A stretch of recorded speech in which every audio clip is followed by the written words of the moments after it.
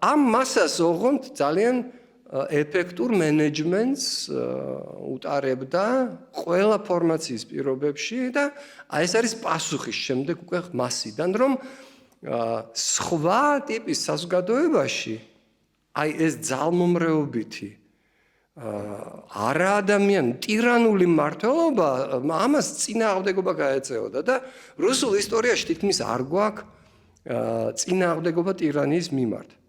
917 წლის ჯერ თებერვლის რევოლუციას, რასაც უწოდებენ და შემდეგ ოქტომბრის რეალურად გადატრიალება არ არის ტირანიის წინააღმდეგ გადატრიალება. პირიქით, უფრო ტოტალიტარული, უფრო ტირანული რეჟიმი მოვიდა, ხო?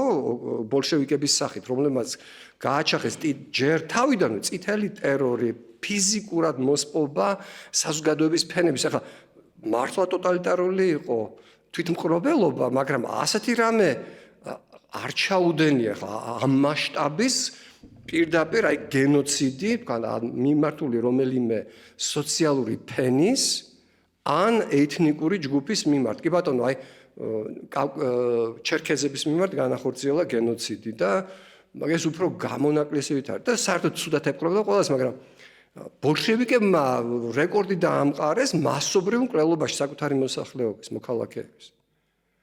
არ ყოფილა, როგორც თქვი, აი სოციალური მოძრაობა